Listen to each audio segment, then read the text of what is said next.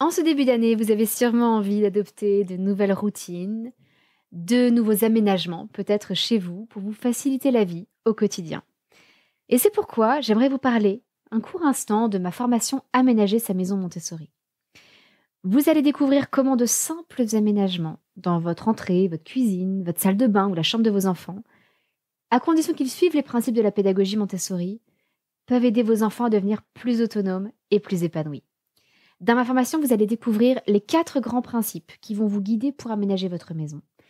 Et aussi de très nombreux conseils pratiques. Par exemple, en vrac, mes astuces pour aider votre enfant à enfiler son manteau tout seul ou à mettre ses chaussures sur le bon pied, qui n'a pas perdu des minutes entières le matin avec un enfant qui s'était trompé de pied. Vous trouverez aussi un tutoriel vidéo pour fabriquer votre propre tour d'observation Montessori. Mon système éprouvé pour mettre en place la rotation des jouets et éviter ainsi que le bazar ne s'installe dans la chambre de votre enfant. La meilleure façon de ranger les vêtements pour que même de petits enfants puissent s'habiller tout seuls. Ou bien mes conseils pour faire la transition d'un lit à barreaux à un lit au sol. Je vais vous montrer toutes les pièces de la maison et vous allez découvrir en vidéo tous les choix d'aménagement que nous avons faits dans notre propre maison, ainsi que de nombreux exemples d'aménagements réalisés par d'autres familles avec mes commentaires, pour que vous puissiez trouver votre propre inspiration pour chez vous. Et en plus de la formation vidéo, vous bénéficierez de tout un tas de ressources offertes, comme un fichier d'étiquette avec des images pour faciliter le rangement des vêtements de vos enfants, un fichier PDF d'images contrastées pour la chambre de votre bébé, un fichier PDF d'illustrations qui seront belles et colorées pour les murs de votre bébé ou de votre enfant un peu plus grand. Également une vidéo bonus pour maintenir l'ordre et l'organisation quand vous avez des invités chez vous, ou encore une autre pour apprendre à votre enfant la gestion du temps, ainsi que l'enregistrement d'un webinaire que j'ai réalisé sur le thème des matins paisibles et sereins grâce à la pédagogie Montessori, dans lequel je reprends certains éléments de la formation, où je parle aussi de discipline positive et où je réponds à de nombreuses questions. Bref, tout ce dont vous avez besoin pour établir de nouvelles routines beaucoup plus efficaces le matin. Alors n'hésitez pas, le lien est dans les notes de cet épisode pour rejoindre ma formation Aménager sa maison Montessori. Et maintenant, je vous souhaite une bonne écoute de votre épisode.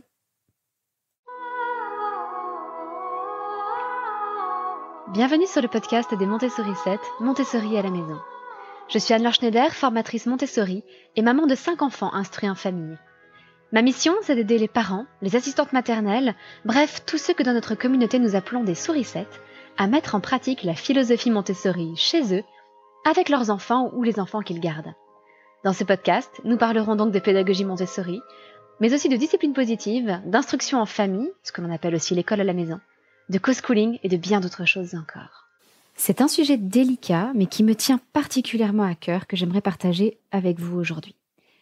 Comment aider nos enfants à apprendre à aimer leur corps, à l'apprécier?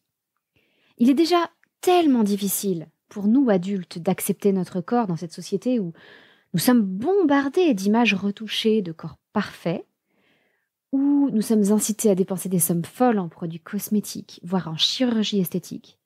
Alors comment protéger nos enfants pour leur transmettre non pas seulement l'acceptation de leur corps, mais leur apprendre aussi à aimer leur corps pour mieux en prendre soin, pour qu'ils apprennent à se respecter eux-mêmes et à respecter les autres.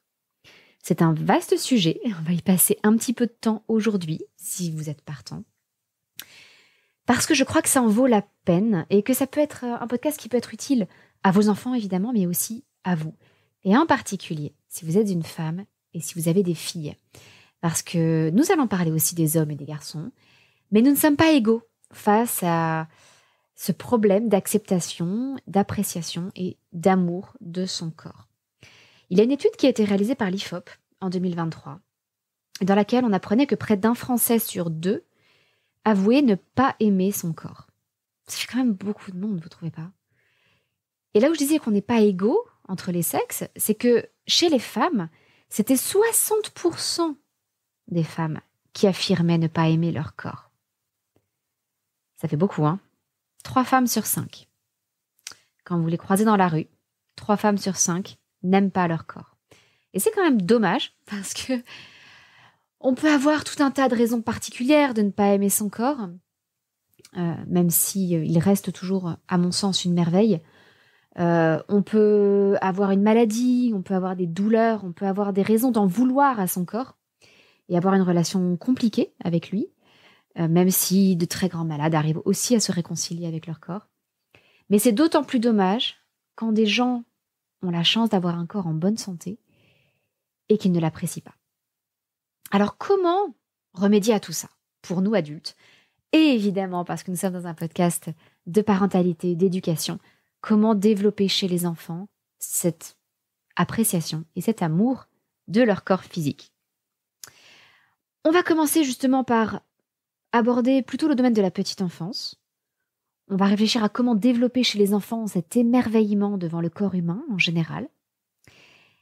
Ensuite, je vais devoir malheureusement faire une digression assez importante pour nous aider, nous les femmes, à déconstruire nos propres idées sur ce que doit être un corps de femme, ce à quoi devrait ressembler un corps de femme.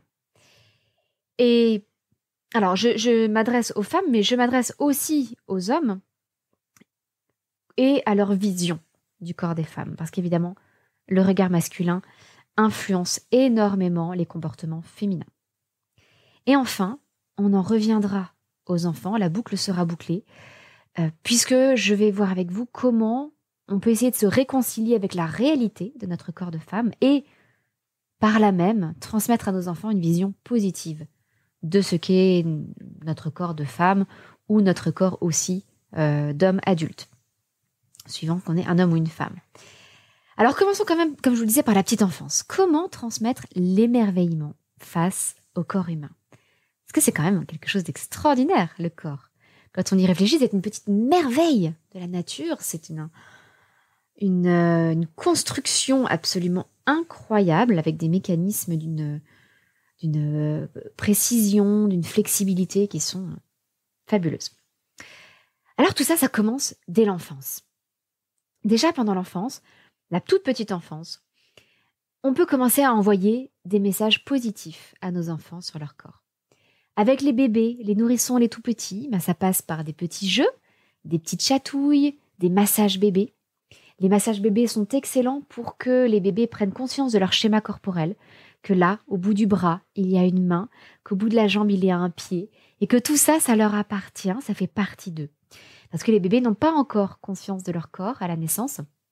Ils s'imaginent par exemple souvent, en tout cas c'est ce qu'on pense, que la maman, surtout si la maman les allaite, fait partie d'eux, qu'elle est une partie de leur corps. Et donc à un moment donné, ils développent leur conscience d'eux-mêmes et entre autres leur schéma corporel. Donc tout ce qui va être petits jeux, les contacts, les caresses, les câlins, les massages bébés, ça c'est extraordinaire les massages bébés, parce qu'en plus ce sont des moments fabuleux à passer entre un parent et son enfant. Ça peut d'ailleurs être un moment privilégié aussi entre un papa et son enfant, là où il y a des choses qu'un père ne peut pas faire. Par exemple, si on fait le choix de l'allaitement, un père ne peut pas allaiter. Un père n'a pas porté son enfant pendant 9 mois. Donc, il n'y a pas cette habituation à l'odeur de la mère, au son de la voix de la mère. L'habituation est un petit peu plus faible, même si le bébé a pu entendre le son de la voix du père dans le ventre de la maman. Mais ça, les massages bébés, donner les bains, un papa peut absolument le faire. Et c'est un excellent moyen justement de créer ce lien avec l'enfant qui souvent se crée plutôt après la naissance que pendant la grossesse.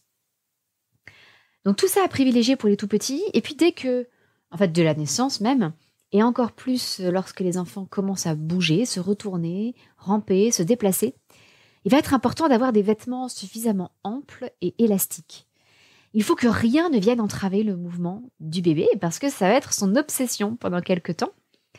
Et ça va être un stade où le corps du bébé évolue comme il n'évoluera plus jamais au cours de la vie. La croissance du tout petit est incroyable, son évolution physique en termes de capacité musculaire, de mouvement, est phénoménale aussi. Donc il est vraiment très très important d'adopter des vêtements suffisamment amples et élastiques. Un autre point important, qui peut être introduit très très tôt, même si l'enfant ne parle pas encore, il va quand même absorber ce que nous on va lui dire. Et du coup, il va être important d'utiliser un vocabulaire juste et précis. En fait, un vocabulaire anatomique, y compris pour les parties sexuées du corps, comme la vulve ou le pénis, plutôt que, je sais pas, la foufoune ou le zizi.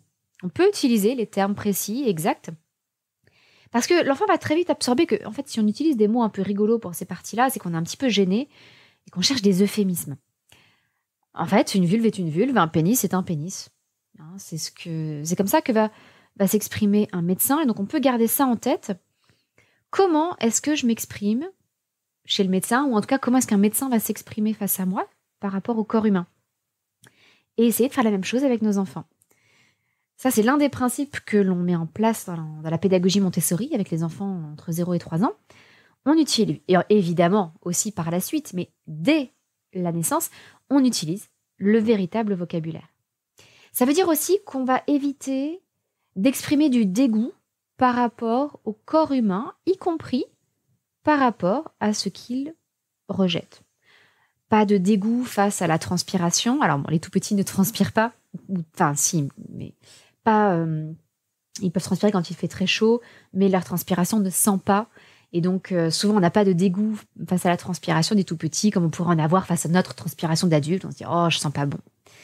Donc, il faut éviter de manifester du dégoût par rapport à tout ce qui a trait au corps de l'enfant. Sa transpiration, l'urine, les selles qu'on retrouve dans les couches. Alors, je sais, parfois, ça sent très mauvais. Mais ça n'a rien de dégoûtant. On va se laver les mains après, mais le dégoût exprime une répulsion, une distance qu'on a envie de mettre. L'urine et les selles, c'est quelque chose de parfaitement naturel. C'est le signe que l'organisme fonctionne correctement et que le corps évacue ce qui ne doit pas rester dans le corps. Et Maria Montessori parle, lorsqu'elle parle aux enfants de l'eau qui a été salie lorsqu'ils se lavent les mains, elle parle de la belle eau sale. Oh, regarde la belle eau sale, on s'est lavé les mains, elle est toute grise. Oh là là, c'est formidable. C'est formidable parce que cette eau, c'est le fruit du fait de s'être lavé les mains. Il n'y a pas de dégoût à avoir, on s'est lavé, on est propre. Regarde cette belle eau sale, et puis peut-être qu'on va s'en servir pour arroser les plantes, par exemple. Donc tout ce qui est sale, pour nous, il faut essayer de prendre un peu sur nous. Enfin, je vous invite, en tout cas, à essayer de prendre un peu sur vous pour ne pas exprimer de dégoût. Mon mari répète souvent, parce qu'il passe beaucoup de temps dans le potager, et il revient souvent avec les mains pleines de terre, que c'est pas sale, c'est de la terre. Mais tout, en fait, redevient de la terre. Et évidemment, ça n'empêche pas d'aller se laver les mains avant de passer à table, hein, ou se laver les mains après être allé aux toilettes. Ce sont des règles d'hygiène. Mais ce qui est sale est aussi naturel. Et ça va avec une vision de la nature aussi dans laquelle on n'exprime pas de dégoût pour les petites bébêtes. Des petites bébêtes comme les mouches, les cloportes, etc., qu'on va appeler, encore une fois, suivant l'inspiration de Maria Montessori, les balayeurs de la nature. Moi, je trouve que c'est une expression qui est formidable. Ces petits balayeurs de la nature qui viennent ramasser tout ce qui traîne et ils le transforment en terre, en une terre fertile dans laquelle les plantes vont pouvoir pousser, y compris les fruits et les légumes ou les céréales qu'on va pouvoir manger. Et ça, c'est le cycle de la vie, c'est quelque chose d'extraordinaire. Donc, comme dit mon mari, la terre du jardin, non, ça n'est pas sale, c'est de la terre. Alors, ça n'empêche pas, encore une fois, de promouvoir l'hygiène, mais sans aucun dégoût. Et puis, au fur et à mesure où les enfants grandissent, j'insiste encore sur cette idée qu'il faut leur fournir des vêtements confortables. Je trouve qu'il est important, en particulier, que nos filles puissent, en grandissant, grimper aux arbres, courir partout, sans être encombrées par des vêtements qui souvent ont du charme, sont plus esthétiques, mais les bloquent dans leur mouvement. Ça ne favorise pas un bon développement de leur corps. Alors, je sais qu'il y a parfois des impératifs religieux qui engoncent les filles dans des vêtements peu pratiques, et je crois qu'il faut vraiment y faire très attention et trouver un juste équilibre entre les convictions religieuses, le souci de rester pudique et c'est-à-dire qu'on va pas se balader tout nu dans la rue, et en même temps le fait d'avoir des vêtements confortables. Il y a de plus en plus de femmes qui développent ce qu'on appelle une mode modeste, mais qui peut rester tout à fait confortable. La difficulté, c'est que si vous commencez dès la plus tendre enfance à placer un regard sexuelle sur les petites filles, en général c'est sur les petites filles, eh bien vous leur transmettez très tôt une vision honteuse de leur corps. Et ça c'est quelque chose qui reste, et qui va rester probablement jusqu'à la fin de leur vie, à moins de faire un gros travail dessus. Un exemple que je voudrais vous donner, et ça n'est pas pour cibler une religion en particulier, mais j'avais rejoint quelques jours mon mari aux Émirats Arabes Unis alors qu'il était en mer là-bas et qu'il faisait une escale à Dubaï. Et j'y étais avec notre fils aîné qui à l'époque avait 9 mois, je crois. Et puis, à la réception de l'hôtel, je demande s'il est possible d'aller visiter une mosquée qui se trouvait un peu plus loin. Et pour respecter les croyances religieuses de chacun là-bas, pour ne choquer personne, je demande quelles sont les règles, je montre la façon dont je suis habillée, et je demande si ça ira, si j'y vais comme ça, et si je porte un foulard sur la tête. Et le concierge me dit oui, tout à fait. Puis je montre mon bébé et je lui demande et pour lui, est-ce qu'il y a quelque chose auquel je dois faire attention ou pas? Et il me répond oh bah non, lui, il est tout pur, il est tout innocent. Ah bon? Parce que moi, je l'étais pas, peut-être? J'ai trouvé ça mais tellement choquant. Alors, qu'on ait des règles d'impératifs religieux, il n'y a pas de souci. Moi, j'avais pas envie de choquer qui que ce soit. J'étais prête à me plier aux règles, tout comme quand on rentre dans une église, alors surtout si vous allez dans une église en Italie, on va vous imposer d'avoir les genoux et les épaules couvertes. Bon, c'est comme ça et on s'y plie.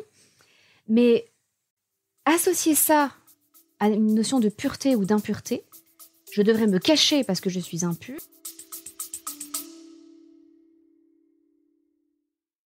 Rassurez-vous, nous reprenons dans quelques instants, mais si ce podcast vous plaît, j'aimerais vous demander une petite faveur. Est-ce que vous pourriez, sur votre application, prendre quelques instants pour attribuer une note à ce podcast et idéalement même un avis. Toutes les applications ne le permettent pas, mais certaines le proposent et c'est ce qui permet, plus que tout, de faire connaître ce podcast à d'autres parents comme vous ou à d'autres professionnels qui en ont besoin et qui apprécieraient de l'écouter. Vous pouvez aussi partager l'épisode que vous êtes en train d'écouter à l'un de vos proches. Là encore, un immense merci parce que c'est ce qui permet de faire connaître ce podcast. Allez, revenons à l'épisode.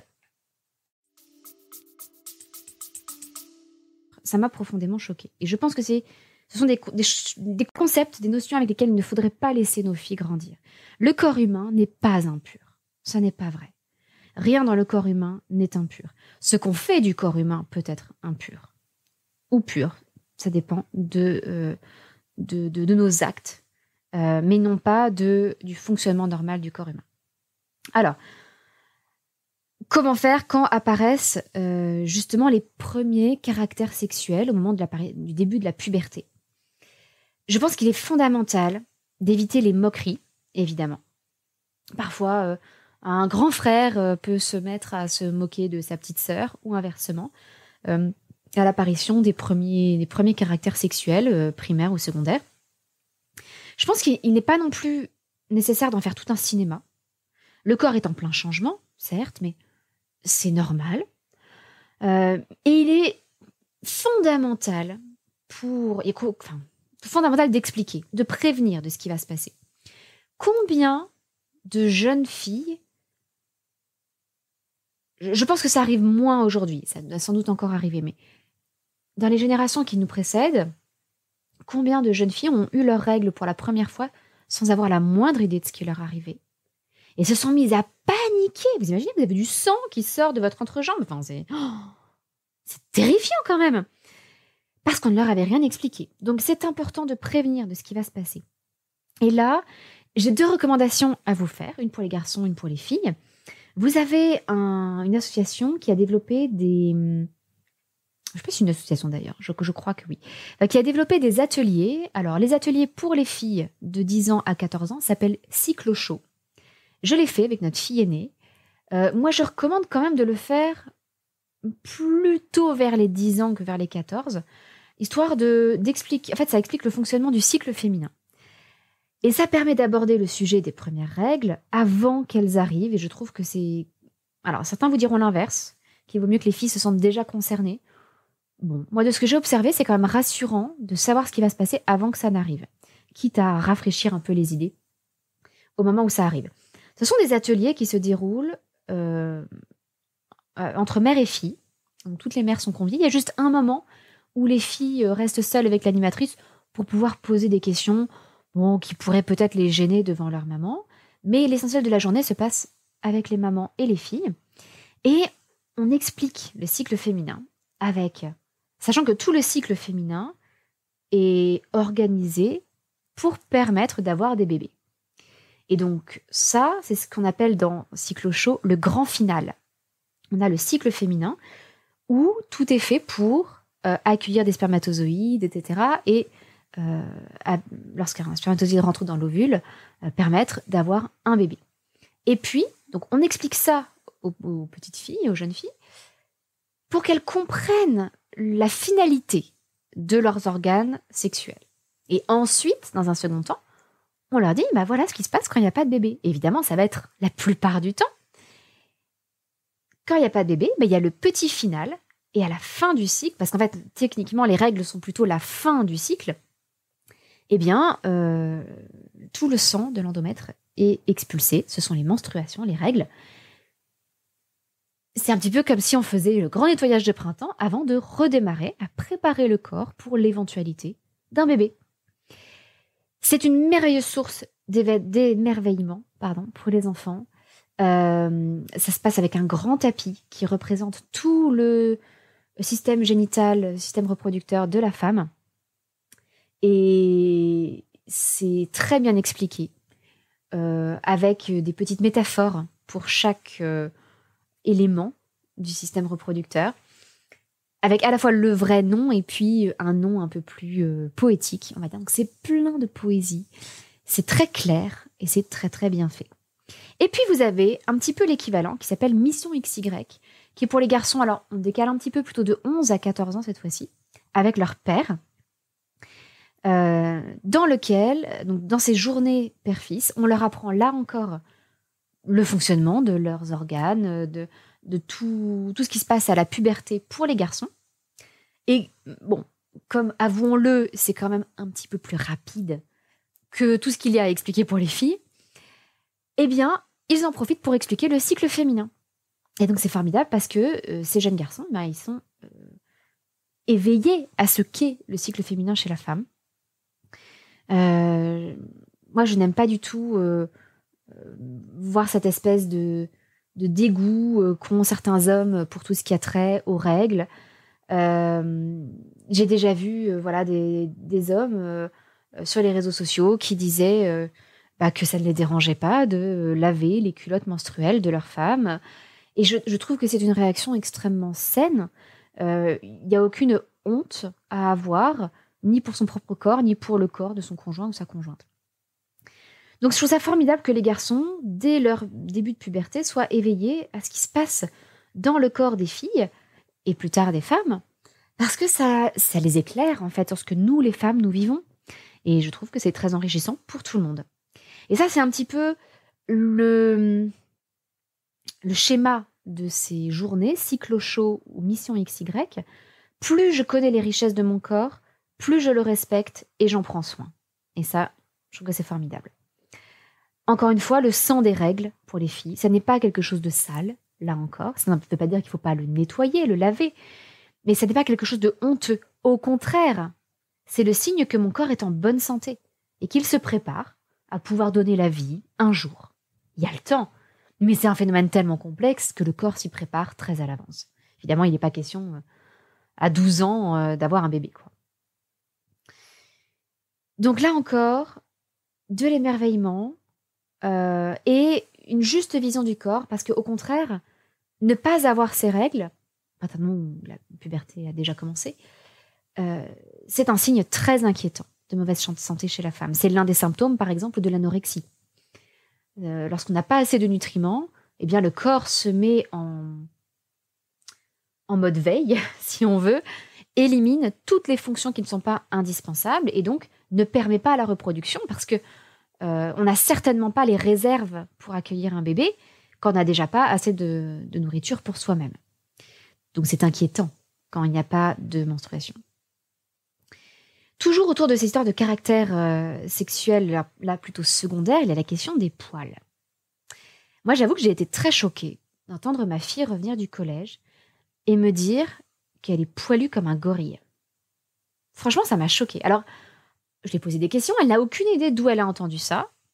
C'est juste, elle, son ressenti face à son corps, parce qu'évidemment, oui, avec la puberté, elle commence à avoir des poils sur les jambes et davantage de poils sur les bras. Il n'y a pas juste un duvet, voilà, il y a des poils. Mais poilue comme un gorille, c'est horrible. Et c'est ce que lui dit maintenant sa petite voix intérieure. Alors pourtant, je précise en plus, ma fille n'est pas brune, elle n'est pas particulièrement poilue, donc je dirais que c'est même pas une histoire de contraste par rapport à ses camarades qui auraient des poils plus clairs ou moins de poils qu'elle. Elle a une pilosité, je dirais, dans la moyenne de ce que l'on voit habituellement, ni particulièrement visible, ni particulièrement invisible. Alors, ce que je me suis forcée de lui répondre, et qui va peut-être vous inspirer aussi, je lui ai dit, tu sais qui n'est pas poilu ? C'est les femmes qui ont un cancer et qui doivent faire une chimiothérapie. En fait, que tu aies des poils à ton âge, c'est un signe de bonne santé. C'est le signe que tu deviens petit à petit une jeune fille. Et ne plus avoir de poils, au contraire, c'est un signe de mauvaise santé. Mais ça n'est pas évident. Et là, il y a beaucoup de choses à déconstruire, en particulier sur le corps des femmes. Donc je vais faire maintenant, comme je vous l'avais dit au début de l'épisode, une grande digression là-dessus. Parce qu'il y a beaucoup de choses sur lesquelles moi-même je me suis éduquée ces dernières années et sur lesquelles j'ai beaucoup évolué grâce à tout un tas de gens sur Internet qui ont partagé des choses qui m'ont beaucoup fait réfléchir. Et donc, je voudrais maintenant à mon tour vous transmettre tout ça, tout ce que j'ai appris, pour vous aider à déconstruire cette vision que l'on a du corps de la femme. Parce que, messieurs, restez à l'écoute, surtout. On n'est vraiment pas égaux par rapport à nos visions du corps. Il y a un site qui s'appelle Look Fantastic, qui a fait une étude en 2018 et qui a découvert que les Françaises, donc ça a pu évoluer depuis, mais les Françaises dépensaient en moyenne 6,80 € par jour en produits de beauté, ce qui faisait à peu près 2482 € par an. 6,80 € par jour en produits de beauté, c'est plus que mon budget nourriture pour une personne par jour. Donc ça veut dire dépenser davantage en produits de beauté qu'en nourriture. C'est chaud quand même. En 2017, il y avait une autre étude qui a été faite par le site Groupon, ou Groupon, j'ai jamais trop su comment le prononcer. Et là, ils estimaient que les femmes dépensaient en moyenne, dans toute leur vie, 80 433 € pour leur apparence. Ça représente 130 € par mois. 80 000 €, on peut s'en acheter des choses avec. Alors, il s'agissait de prendre en compte les dépenses liées au maquillage, aux produits de soins du visage, aux manucures, aux entraînements physiques aussi pour garder la ligne. Pas les entraînements physiques pour se muscler. Et il se trouve qu'en plus, au-delà de cette charge financière qui impacte les femmes, il y a plein d'autres aspects que cela impacte. Ça impacte l'estime de soi. Combien de femmes complexes à l'idée de mettre un maillot de bain et d'aller à la plage et de profiter de vacances ou à la piscine et de profiter de ces moments de vacances avec leurs enfants. Ça joue sur le moral. Oh mince, j'ai pris 2 kilos, je suis nulle. Ça prend du temps aussi. Il en faut du temps pour faire des masques, pour aller chez l'esthéticienne, pour aller acheter des vêtements. Il en faut énormément du temps. Et puis, ce qui n'est pas anodin non plus, ça joue sur le plaisir sexuel des femmes aussi. Il y a un livre qui est sorti en 2020 qui s'appelle « La charge sexuelle, l'autre charge mentale des femmes » de Caroline Michel. Parce que les femmes complexes, y compris pendant les rapports, en se disant « mais est-ce que je suis assez belle ? Est-ce que le spectacle est agréable pour mon mari ou pour mon partenaire ?» En tout cas, c'est encore quelque chose qui joue sur leur psychisme pendant les rapports et qui, évidemment, va les bloquer aussi pour avoir du plaisir pendant les rapports. Et puis, n'oublions pas la chirurgie esthétique qui ne fait que se développer ou les injections chez les dermatologues qui deviennent de plus en plus à la mode. Rappelons-nous que la chirurgie esthétique, alors qui a une fonction réparatrice extraordinaire, je crois qu'on peut vraiment bénir la chirurgie esthétique réparatrice pour tout ce qu'elle permet après des accidents, après des brûlures, etc. Mais la chirurgie esthétique, purement esthétique, c'est quand même risquer un danger qui est important uniquement pour l'esthétique. Et l'un des pays dans le monde aujourd'hui où il y a le plus de chirurgie esthétique, c'est la Corée du Sud, qui est d'ailleurs une destination de tourisme de chirurgie esthétique. Eh bien, à l'heure actuelle, une Coréenne sur 5 entre 19 et 29 ans a déjà subi une opération de chirurgie esthétique. Et on passe à 31% des Coréennes entre 29 et 39 ans qui ont déjà vécu une opération de chirurgie esthétique.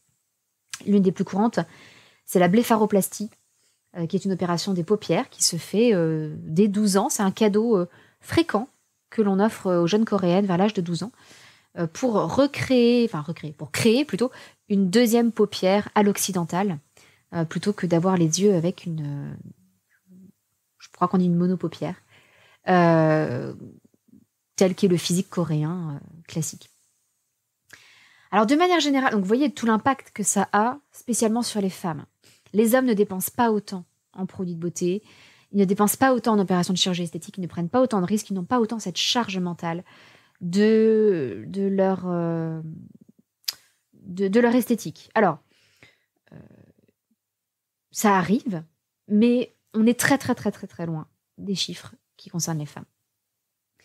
Et un point fondamental qui, je pense, peut vous aider, comme ça m'a beaucoup aidé moi, à déconstruire certaines choses, certains principes que j'avais en tête, c'est de réaliser qu'en fait, il y a beaucoup de choses pour lesquelles on montre du dégoût ou de la répulsion, qui sont en fait uniquement les caractères sexuels secondaires des femmes adultes et mûres sexuellement. Par exemple, la cellulite ou les poils. Alors, je vais y revenir. En fait, c'est comme si on voulait transformer les femmes en petites filles sans poils, en petites filles sans cellulite, avec une peau parfaite, etc. Et je trouve que là, il y a un mélange des genres qui est très dangereux, vraiment très dangereux. Je m'inquiète de ce que ça implique psychologiquement, de mettre comme idéal du corps féminin un idéal en fait de petite fille. Et je me demande, très honnêtement, si ça ne favorise pas aussi le développement de tendances pédophiles. À force de montrer aux hommes un modèle de femme parfaite qui n'a aucun poil, qui est lisse de partout, est-ce qu'on n'encourage pas les tendances pédophiles? Et puis, encore une fois, ce ne sont que les caractères sexuels secondaires, des signes de bonne santé chez la femme. Est-ce que vous imaginez si on diabolisait la voix qui mue chez un garçon en disant « Oh, il a une voix grave, quelle horreur, faut qu'il se fasse opérer, hein, c'est horrible pour un homme d'avoir une voix grave. » Ça nous paraît absurde, hein. C'est ce qu'on fait quand on dit que c'est horrible pour une femme d'avoir des poils et qu'il faudrait qu'elle fasse une épilation au laser pour s'en débarrasser définitivement. Est-ce que vous imaginez si on diabolisait le développement des testicules chez les garçons et qu'on avait des procédures de réduction des testicules par chirurgie? Je pense que rien que transposer ça, vous vous rendez compte à quel point c'est absurde. Et pourtant, regardez ce qu'on fait avec les seins de la femme. Toutes les opérations de chirurgie esthétique autour de l'augmentation du bonnet ou la réduction du bonnet. Alors, parfois, il faut réduire le bonnet pour des raisons de santé, parce que ça nuit au dos et que ça devient vraiment quelque chose de difficile. Là, c'est une opération qui n'est pas une opération de confort, ça peut être une opération pour la santé. Mais je parle d'opération purement esthétique. Et si ça vous paraît extrême, ce que j'essaie de transposer pour les hommes, dites-vous bien que cette vision de la femme qui ne devrait manifester aucun caractère sexuel, ça peut aller jusqu'à l'excision quand même, dans certaines cultures, dans certaines communautés. On en vient à exciser, à couper par exemple les lèvres autour du vagin de la femme, autour de la vulve de la femme. Donc là, je crois qu'il est vraiment important de prendre conscience que rien de tout ça n'est normal. Et que c'est un phénomène assez récent, en fait. Et ça, je vais vous l'expliquer à travers deux grands exemples, la cellulite et les poils. Pour vous montrer comment il va être fondamental que nous, les femmes, nous nous réconcilions avec notre propre corps pour montrer l'exemple à nos filles. Parce que nos filles absorbent tout ce que nous faisons. Mais maman, pourquoi tu te rases? Et maman, pourquoi tu t'en vas là? Tu vas chez l'esthéticienne? C'est quoi l'esthéticienne? Ça sert à quoi? Et maman, pourquoi tu manges pas toi à table? Ou pourquoi tu manges ce truc hyper protéiné là plutôt que le repas comme nous? Et pourquoi? Et pourquoi? Et pourquoi? Et les petites filles intègrent que c'est ce qu'une femme doit faire. Et pourquoi tu te maquilles? Et pourquoi qu'est-ce que tu te mets là sur le visage? Ça sert à quoi? Elles nous prennent en modèle et elles vont grandir avec ces idées comme si c'était des évidences. Alors voilà, comme je vous l'ai dit, je vais vous donner des exemples très concrets. Prenons la cellulite. Vous ne le savez peut-être pas, moi-même je ne le savais pas jusqu'à il y a encore peut-être 2 ans, je dirais. En fait, la cellulite, qui est diabolisée par tous les magazines féminins, il faut lutter contre la cellulite à coups de crème, à coups de machines qui vont venir masser la cellulite, etc. En fait, la cellulite, c'est un phénomène parfaitement naturel. C'est d'ailleurs essentiellement génétique, hormonal. Et donc c'est bien pour ça qu'il n'y a que les femmes qui sont concernées, c'est parce que c'est lié à nos hormones, et que les principaux responsables de la cellulite, ce sont les estrogènes, qui sont des hormones essentiellement féminines. En tout cas, bien plus présentes chez les femmes. Donc, encore une fois, c'est un phénomène naturel. Alors, je vous cite Doctissimo. Les lobules graisseux sont plus gros chez la femme. La femme a 2 fois plus de cellules adipeuses que l'homme pour répondre aux besoins accrus pendant la grossesse. Donc, en fait, cette cellulite, c'est une réserve pour la grossesse qui demande beaucoup au corps, et puis pour l'allaitement ensuite. Donc, je recite Doctissimo. L'agencement de ces lobules graisseux est perpendiculaire au derme chez la femme, contrairement à l'homme où ils sont obliques et glissent sans former de capitons. La peau de la femme est plus mince, la distribution des adipocytes, les adipocytes sont des cellules graisseuses, se trouve au niveau du ventre, des cuisses, des fesses et des hanches. Chez l'homme, ils sont plutôt situés au niveau de l'abdomen. Et on estime que 90% des femmes, alors je cite encore une fois, sont atteintes de cellulite à divers degrés, contre 2% à peine des hommes. Ce atteinte me choque profondément parce qu'on vient d'expliquer qu'en fait c'est un phénomène naturel. On a besoin de ces réserves de graisse. Le corps les prépare en vue de grossesse et d'allaitement. C'est fait partie du développement normal du corps humain, même si on n'a pas de projet d'enfant, c'est pas la question. Le corps, il est sexué, il se prépare à se reproduire. Ça fait partie de nos instincts aussi de reproduction. Et donc le corps a évolué de façon à favoriser la reproduction. Et ces cellules graisseuses, elles ne glissent pas donc sous la peau, puisque elles sont perpendiculaires à la peau, alors que chez l'homme, elles sont dans l'autre sens. Et puis la peau de la femme est plus mince, donc on voit ces cellules qui ressortent. Mais c'est donc quelque chose de parfaitement normal. Je vous cite aussi le docteur Laurence Plumeau, qui est médecin nutritionniste. Il s'agit d'une réserve énergétique, génétiquement prévue au niveau des cuisses, et très sensible aux hormones sexuelles féminines que sont les estrogènes et la progestérone. Donc c'est pour ça d'ailleurs que la cellulite commence à apparaître généralement à la puberté et pas chez les petites filles. Elle rappelle, ce médecin, le docteur Plumeau, que le gras est un organe utile. Et il se trouve qu'il représente chez les femmes 20 à 25% du poids total du corps, qui se répartit partout. Mais ce sont dans les cuisses et les fesses, où apparaît majoritairement cette cellulite, que les cellules sont, donc, comme je le disais, perpendiculaires à la surface de la peau. Par ailleurs, il y a quelques idées reçues sur la cellulite. Déjà, la cellulite n'est pas faite que de gras. Il n'y a pas que des graisses sur la cellulite. Ça peut être de l'eau aussi, ou des tissus fibreux. Et il n'y a pas spécialement, en fait, de rapport entre la cellulite et la prise de poids, mais davantage avec la génétique et la production d'hormones du corps féminin. Encore une fois, c'est pour ça que ça apparaît à la puberté. Même si vous avez ne souhaitons pas, mais une petite fille très en surpoids, elle n'a pas de raison de développer de la cellulite parce qu'elle n'a pas encore ces hormones qui circulent à haut niveau dans son corps. Alors, il se trouve aussi qu'il est impossible de se débarrasser définitivement de la cellulite. Faire du sport n'a pas d'effet réel sur la cellulite. Il y a des crèmes, il y a des machines, etc.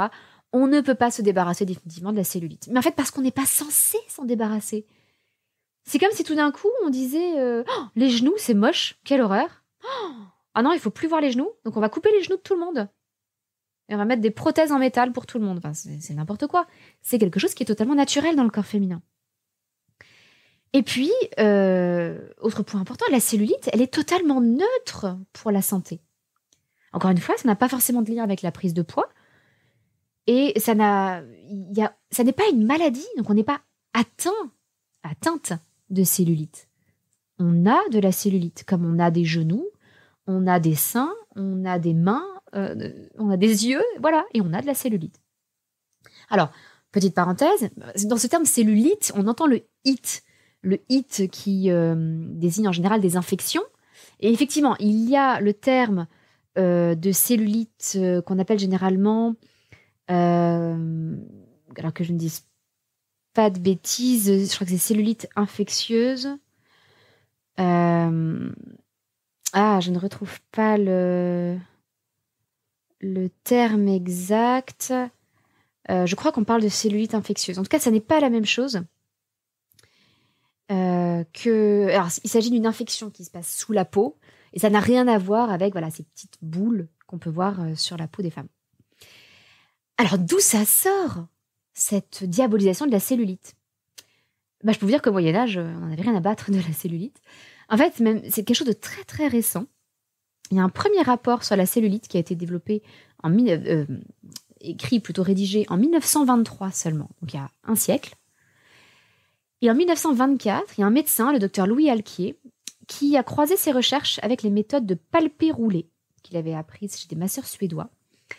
Et il a développé ce concept de cellulite en parlant des grains de nodosité qui étaient perceptibles sous la peau en la pinçant chez des femmes enveloppées.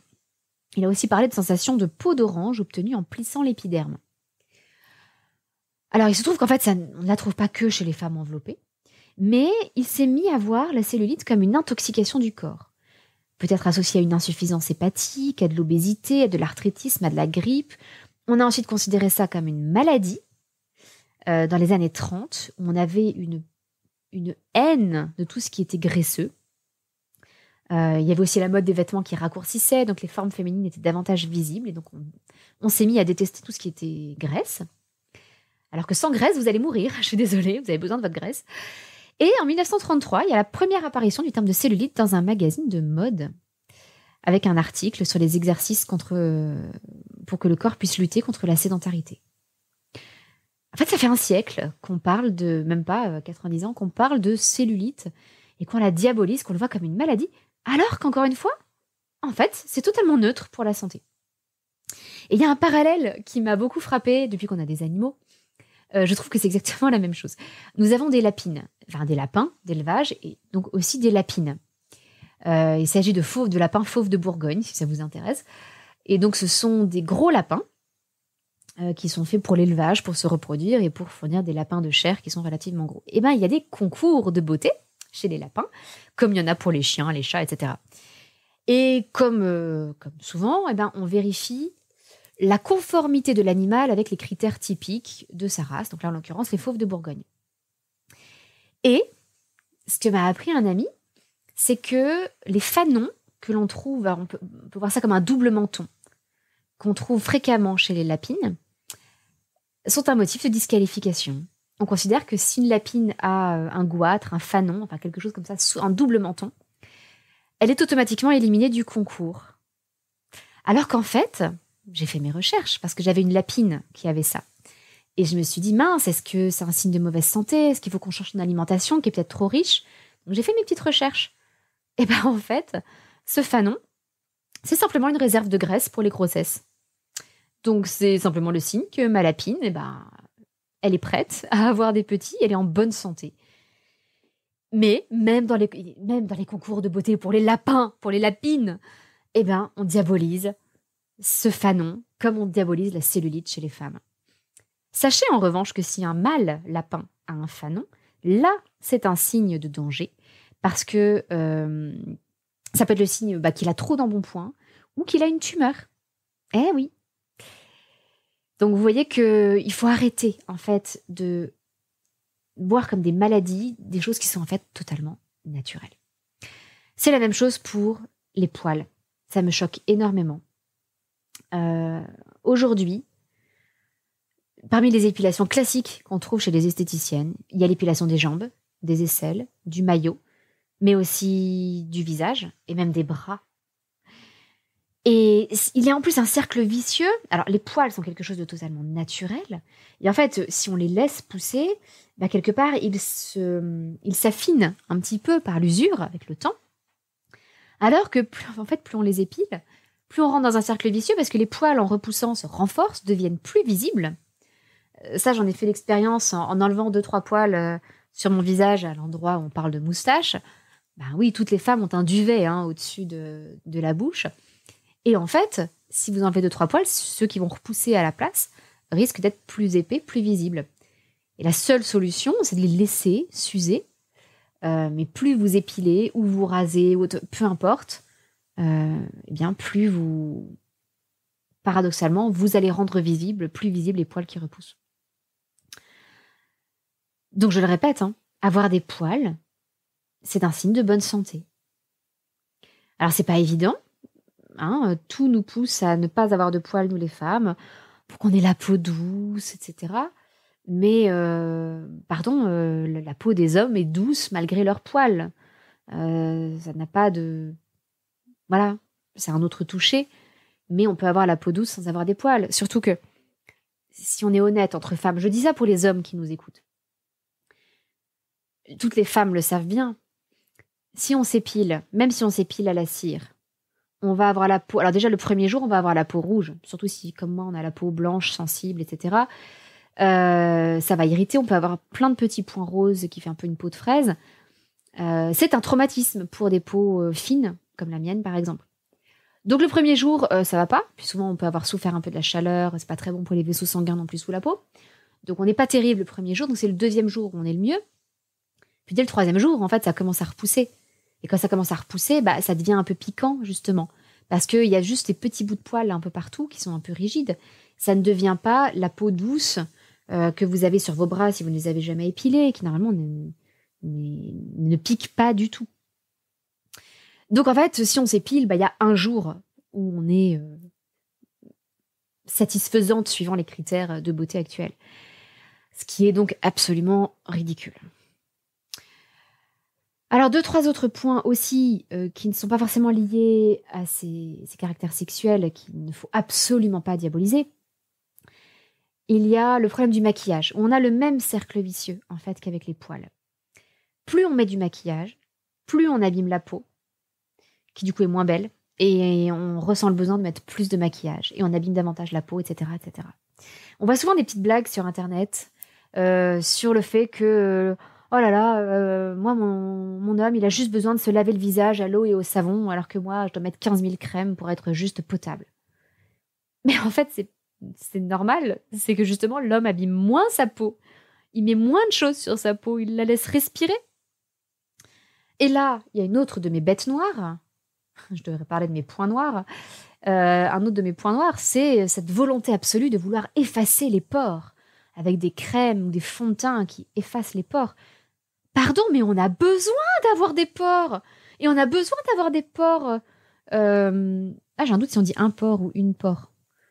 P-O-R-E. On a besoin d'avoir des pores. Alors, c'est un pore. On a besoin que ces pores soient ouverts. Parce que c'est par là que va partir la transpiration. La transpiration, c'est un moyen d'évacuer du corps les choses qui n'ont rien à y faire. C'est aussi grâce aux pores qu'on évacue des cellules mortes de la peau. Donc il ne faut surtout pas les boucher, les camoufler, les bloquer totalement, parce qu'on nuit à la santé de la peau. Et c'est pas étonnant si derrière on a des boutons qu'on va traiter, on va mettre des crèmes, etc., etc., etc. Et on se retrouve encore une fois dans un cercle vicieux.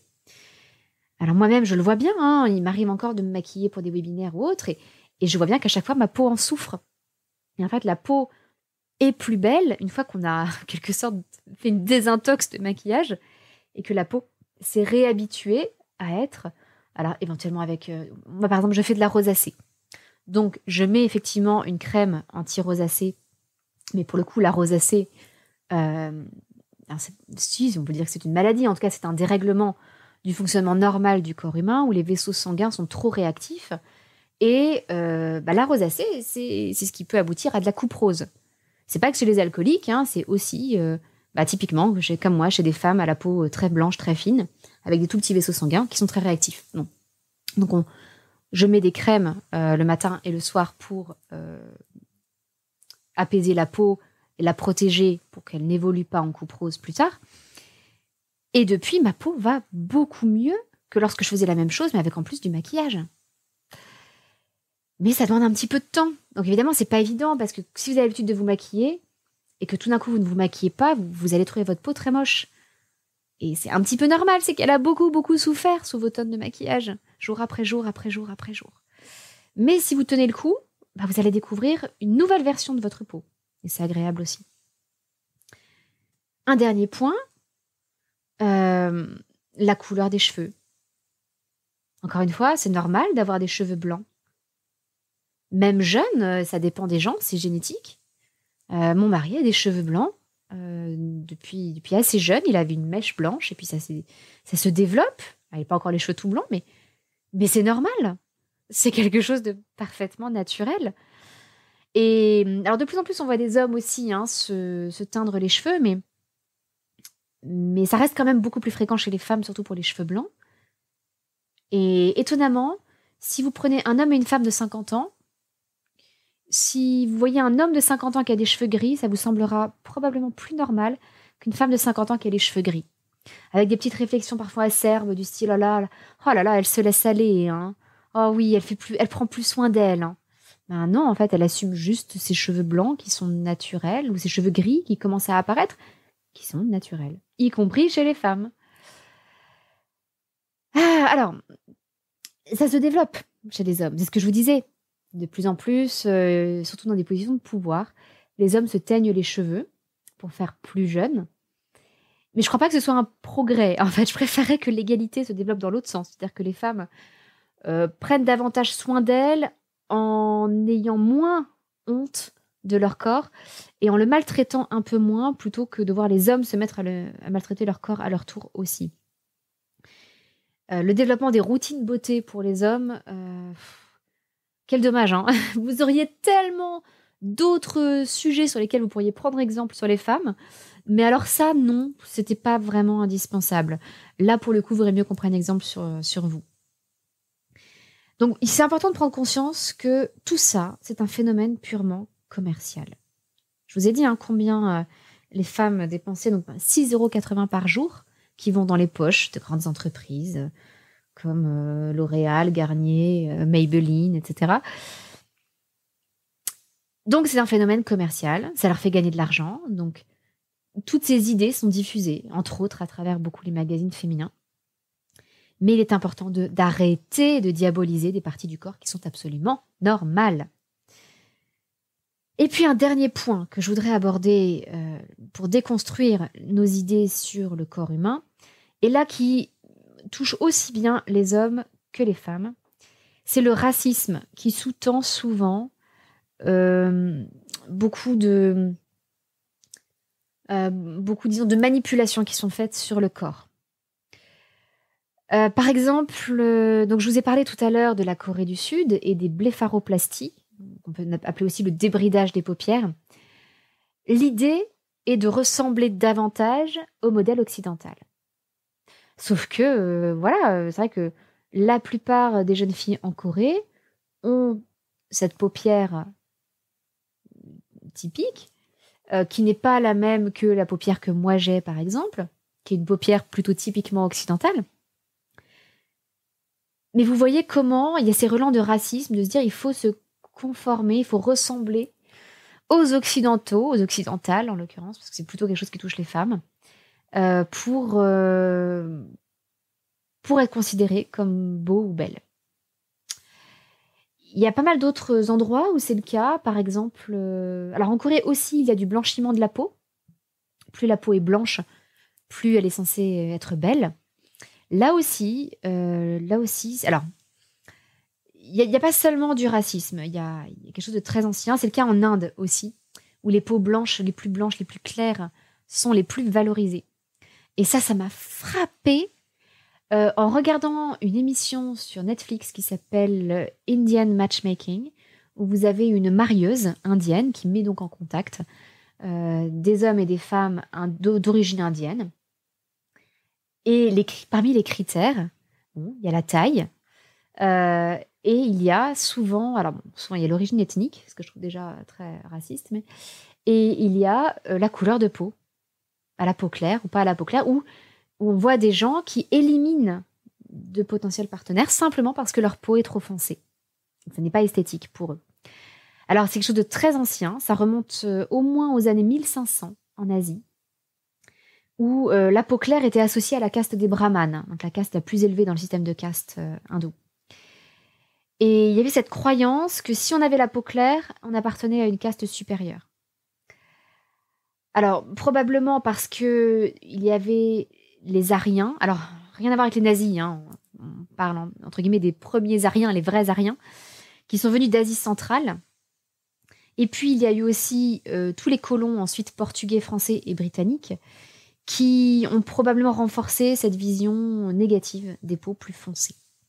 Alors, je précise que le terme arien, en fait, c'est un terme qui veut dire noble et qui était utilisé par les Indo-Iraniens pour se désigner eux-mêmes. Donc, en fait, comme nous, on s'appelle les Français, eux, ils s'auto-appelaient les Ariens. Nous sommes des Ariens. Encore une fois, rien à voir avec les nazis. Enfin, sauf que les nazis ont repris ces termes-là, mais avec pas grand-chose, pas beaucoup de rapport. Donc, très vite, il y a eu cette confusion entre un concept géographique, le peuple arien, une région géographique qui s'appelait Aryavarta, et la classe noble, la classe des brahmanes. Mais voilà, on aboutit du coup à une vision assez raciste. Alors si c'est pas forcément du racisme, c'est une sorte de caste sociale. Il y a tout ça derrière la beauté, les notions de beauté. Tout comme les femmes africaines qui se lissaient les cheveux pour ressembler aux occidentales et qui au passage bousillaient leurs cheveux. Il y en a toujours d'ailleurs, je devrais dire, parler au présent, qui bousillent leurs cheveux dans l'affaire. Alors que leur nature de cheveux n'est pas faite pour être lisse. Ces femmes africaines qui se lissent les cheveux au fer les brûlent en fait, petit à petit. Bon, alors après ce bilan très négatif, on peut dire, de tout ça, j'espère quand même vous avoir réconcilié avec la réalité de votre corps de femme. Je récapitule un petit peu, déjà parce que ce que vous considérez peut-être comme des défauts sont très probablement des choses totalement naturelles chez vous, voire des signes de bonne santé physique. Félicitez-vous d'avoir des poils, c'est le signe de plein de maladies différentes, de ne pas en avoir. Tous les relents racistes ou d'exclusion sociale qu'il peut y avoir derrière les visions de la beauté. Et j'espère donc que vous commencez à vous l'avez peut-être déjà fait bien avant moi, vous n'avez sans doute pas attendu pour le faire, mais j'espère que vous avez une vision de votre corps qui est beaucoup plus positive. Et donc, revenons maintenant, comme je vous le proposais, à ce que l'on peut faire pour renvoyer ça ensuite à nos enfants. Ce qu'on peut leur transmettre. Évidemment, la première chose, c'est, comme je vous le disais, de travailler sur nous-mêmes pour montrer l'exemple à nos filles à travers tous nos gestes du quotidien. Et donc, je vous invite à vous poser ces quelques questions. Peut-être qu'elles ne vous concernent pas, à ce moment-là, vous les sautez, mais si elles vous concernent, je vous invite à vous les poser. Ai-je besoin de me teindre les cheveux ? Ai-je besoin de chercher à mincir ? Alors là, peut-être que oui, peut-être que non, peut-être que pour votre santé, vous ressentez le besoin de mincir. Mais peut-être que vous êtes juste avec un IMC normal, une composition corporelle normale, et que vous êtes en bonne santé, mais que vous vous trouvez trop grosse. Est-ce une bonne raison pour chercher à mincir ? Ai-je besoin de m'épiler ? Ai-je besoin de me maquiller ? Ai-je besoin de porter des vêtements inconfortables par pur souci esthétique ? Alors, il y a des vêtements confortables et esthétiques, mais parfois, on se retrouve à porter des talons extrêmement hauts, des chaussures extrêmement fines, qui sont très, très, très mauvaises pour nos pieds, à nous les femmes. Les hommes aussi, d'ailleurs, se retrouvent parfois à porter des chaussures très étroites qui sont très mauvaises pour la santé de leurs pieds et pour leur posture et tout un tas de choses. Est-ce que j'ai besoin de porter ces vêtements inconfortables ? Ensuite, je vous invite à revenir plusieurs fois sur ces questions et à voir ce que vous êtes prêt à faire. Et surtout, j'insiste, je ne culpabilise personne. Et pour ça, je vais vous donner des exemples en ce qui me concerne. Je vous l'ai déjà dit dans le podcast, là, lorsque je fais des webinaires, je me maquille. Je ne me maquille plus sur les réseaux sociaux, ça fait quelque temps. Même s'il m'est arrivé encore, durant ces dernières années, quelquefois, d'utiliser un filtre. Parce que je ne voulais pas que... peut-être que justement à cause de ma rosacée, j'avais le nez très rouge. Ou des raisons comme ça, que je voulais pas que ça distrait de mon message. Donc ça m'est aussi arrivé d'utiliser des filtres. Quand c'est des filtres, je précise que j'utilise uniquement des filtres qui changent un peu comme une retouche photo, qui change la couleur, si vous voulez, la teinte, qui uniformise le teint, comme si j'étais maquillée. Et j'utilise pas de filtre qui déforme le visage. Mais voilà, je me maquille encore quand je fais des webinaires parce que j'ai peur que, en n'étant pas maquillée, il y ait des gens qui ne me prennent pas au sérieux. Et c'est une peur sur laquelle il faut que je travaille parce que je pense que ça n'est pas justifié. Mais voilà, je partage ça avec vous. C'est un chemin. Voilà moi où j'en suis sur ce chemin. Et ça fait déjà des années que j'avance pas à pas sur ce chemin. Ça fait plusieurs années que je ne l'ai pas fait, mais j'aimerais me reteindre les cheveux au henné. Parce que j'aimais beaucoup... Alors déjà, j'aimais beaucoup ce que ça faisait à mes cheveux. Ça les renforçait, c'était vraiment très bon pour eux. Ils avaient une force, une solidité que j'appréciais. Ils étaient très hydratés aussi. Et il se trouve aussi que j'aime l'intensité de la couleur que ça donne à mes cheveux, que quelque part, ça me correspond psychologiquement d'avoir un roux un peu plus flamboyant que le blond vénitien que j'ai à la base. Donc il est tout à fait possible que je me reteigne les cheveux au henné. En revanche, ça ne sera pas parce que j'ai des cheveux blancs. Bon, déjà parce que j'ai pas encore de cheveux blancs. Mais si ça arrivait, ça sera encore une autre question. J'en suis pas encore là. Est-ce que... Alors, je me rase encore régulièrement les jambes et les aisselles. Voilà. De moins en moins, mais régulièrement. Et en même temps, je me force à sortir, y compris avec une jupe aux genoux, etc. Y compris quand je suis, comme dirait ma fille, poilue comme un gorille. Parce que j'estime qu'il faut qu'on voit des femmes qui ont des poils, qu'on trouve ça normal. Et je me dis qu'avec mes poils blonds, j'ai plus de chances que les femmes aux poils brunes. C'est moins visible, j'ai moins à lutter contre le regard des autres. Donc, s'il y en a bien une qui doit montrer l'exemple, c'est plutôt moi que la femme de type méditerranéen avec des poils très bruns qui risquent de se prendre des remarques désagréables beaucoup plus que moi. Alors, au contraire, j'encourage les femmes de type méditerranéen aussi à sortir avec leurs poils, mais ce que je veux dire, c'est que c'est un effort, et quelque part, je considère que c'est de mon devoir, en tant que femme avec des poils moins visibles, de paver le chemin pour celles pour qui ce sera peut-être plus difficile et pour qui ça prendra peut-être plus de temps. Donc, vous voyez, je ne suis pas du tout arrivée, je ne suis pas totalement réconciliée avec mon corps, mais je suis sur le chemin. Donc je culpabilise personne, mais je vous invite, hommes et femmes d'ailleurs, à faire un premier pas. Qu'est-ce que vous pouvez faire comme premier pas pour vous réconcilier avec votre corps tel qu'il est aujourd'hui? Je sais que les hommes ont aussi des complexes. Souvent, on parlait de la cellulite qui était localisée sur les cuisses, les fesses, les hanches, etc. des femmes. Et je vous disais qu'il était normal que la graisse se situe davantage au niveau de l'abdomen pour les hommes. Les hommes ont davantage tendance à avoir un petit ventre, comme on dit. Eh bien, c'est pareil, il n'y a pas de quoi avoir honte. C'est comme ça. C'est comme ça, ça vient aussi un petit peu avec l'âge. Et il ne serait pas sain de faire une obsession sur la tablette de chocolat, par exemple. Ça n'est pas sain. Je parle des muscles tablettes de chocolat. Là aussi, acceptons, nous les femmes, que les hommes aient un petit ventre. C'est normal, en fait, c'est physiologique aussi. C'est comme ça qu'ils évoluent. Quelques petits points qui peuvent vous aider et qui, à mon avis, il est important de transmettre aux enfants un petit peu plus grands, aux adolescents. Première chose, c'est que parfois, on s'imagine des choses sur le regard masculin en particulier. Mais ça serait pareil, on s'imagine aussi des choses sur le regard que d'autres femmes portent sur nous, les femmes, ou on s'imagine aussi des choses sur le regard que les femmes portent sur les hommes, etc., etc. Par exemple, Il y a beaucoup d'hommes qui sont convaincus que les femmes rêvent toutes de maris hyper baraqués, avec des tablettes de chocolat, des gros muscles partout. Et je vais être franche, hein, je crois qu'un homme bodybuildé, ça n'attire pas spécialement beaucoup de femmes, en fait. Donc, peut-être pas la peine d'en faire une obsession. Écoutez ce que vous dit le sexe opposé, savoir si vous plaisez ou pas.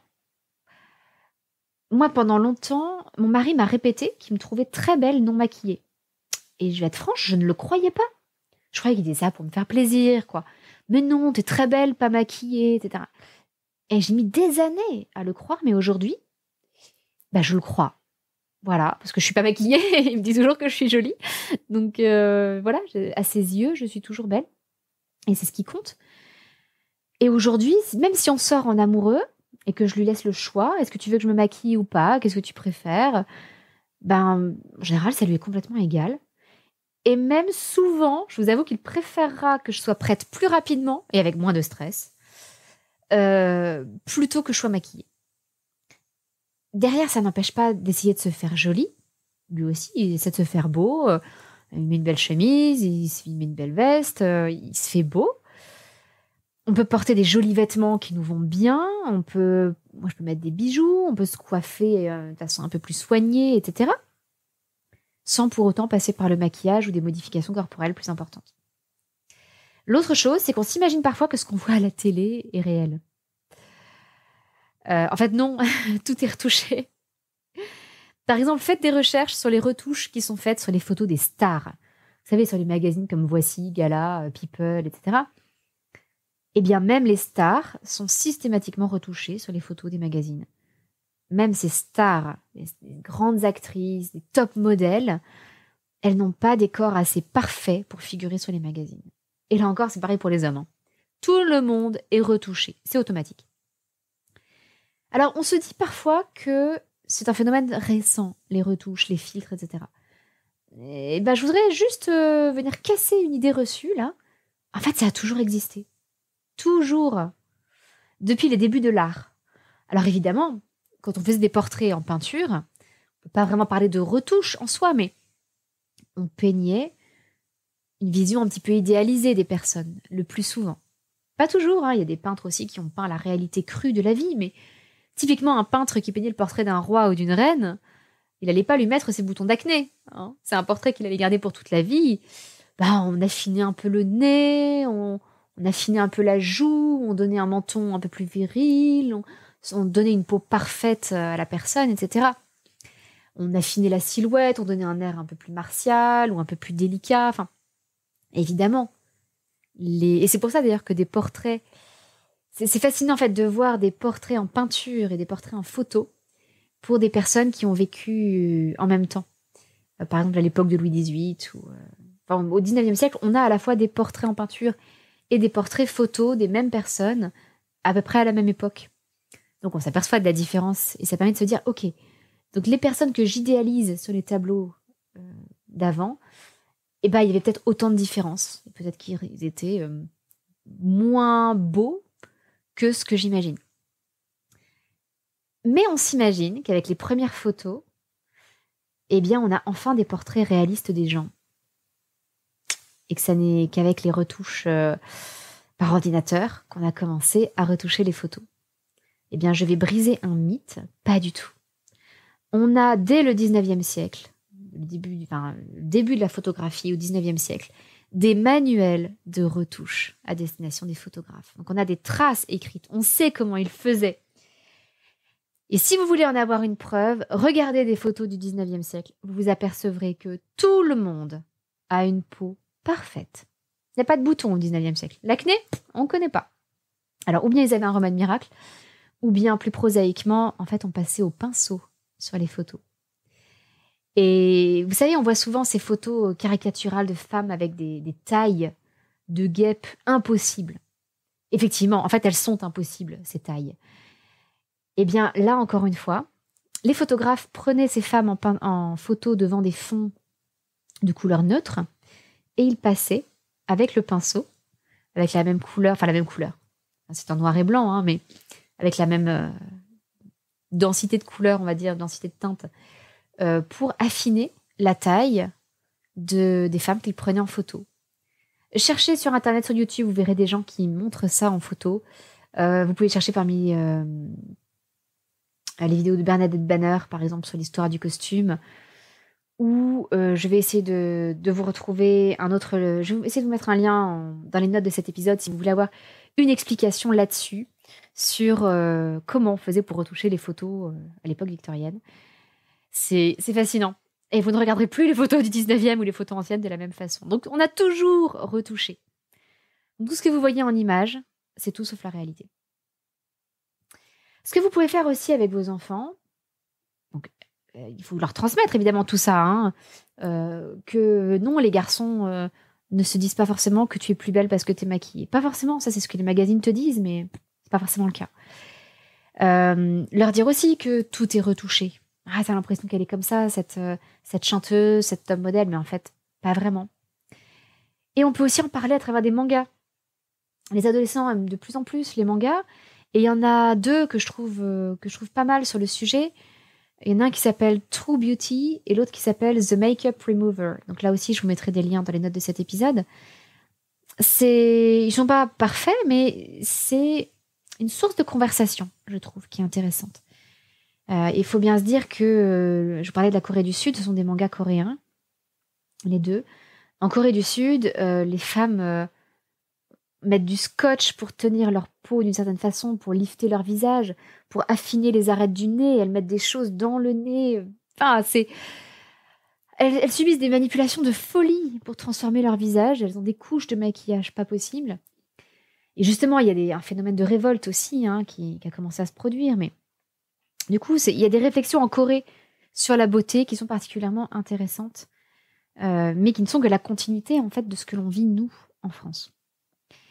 Il est important aussi de proposer d'autres modèles et d'autres discours, et là encore, en particulier à nos filles.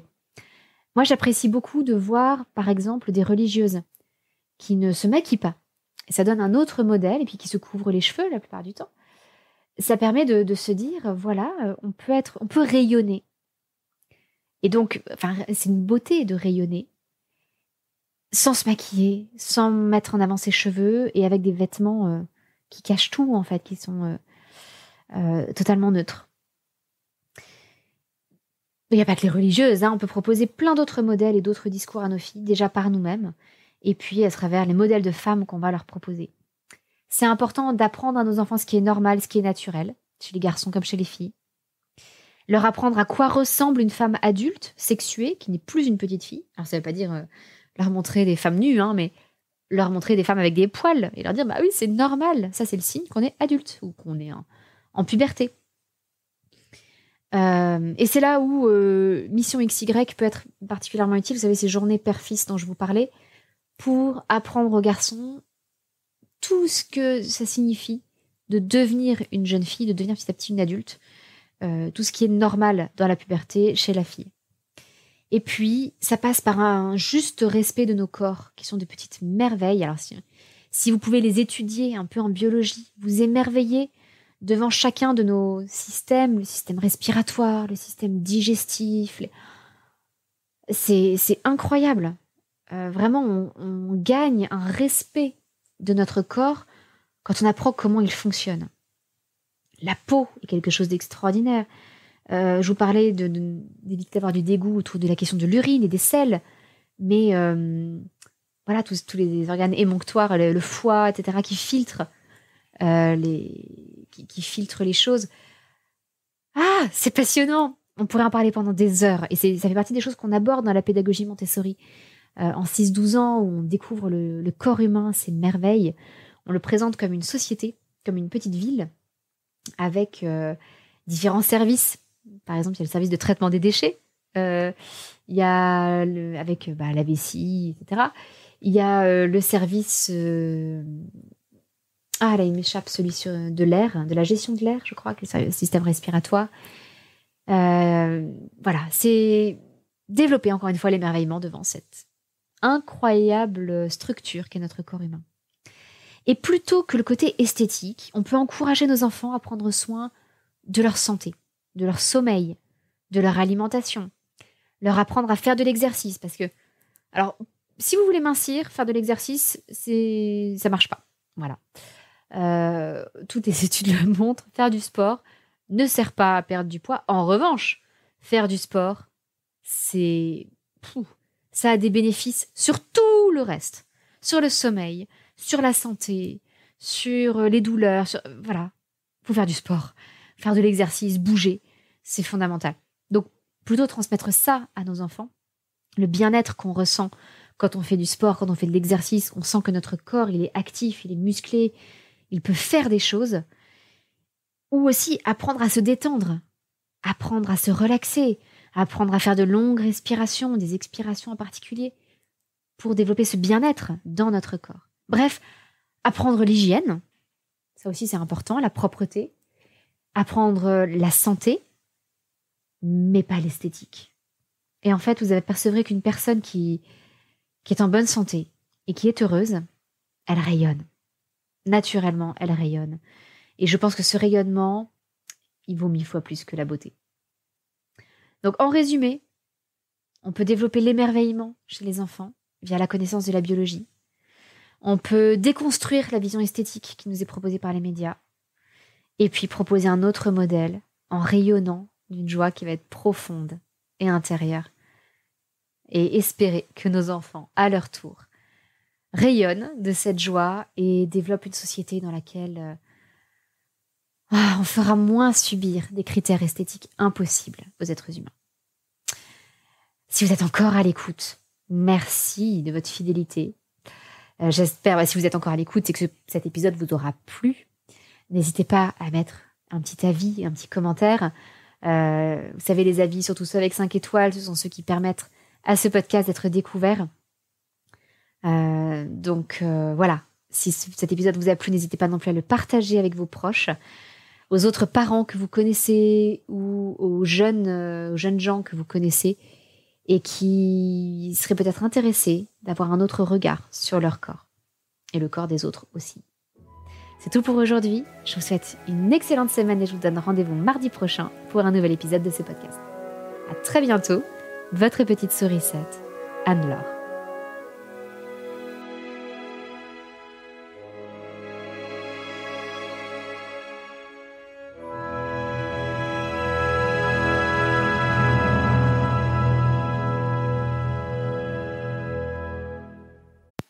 Psst, avant de vous en aller, n'oubliez pas de jeter un œil à la formation Aménager sa maison Montessori. Si vous avez des difficultés à maintenir votre maison organisée avec vos enfants, si vous avez du mal au niveau de la routine du matin, si tout est long, compliqué, pénible, croyez-moi, cette formation peut tout changer pour vous. On m'a souvent dit que rien que le chapitre sur l'entrée de la maison avait suffi à révolutionner la vie de famille. Et ce n'est que l'un des multiples chapitres que l'on aborde.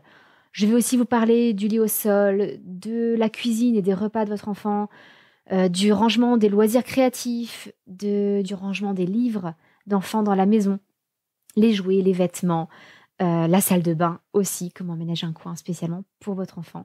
À chaque fois, vous êtes guidé pas à pas et croyez-moi, ça peut réellement changer votre vie de famille.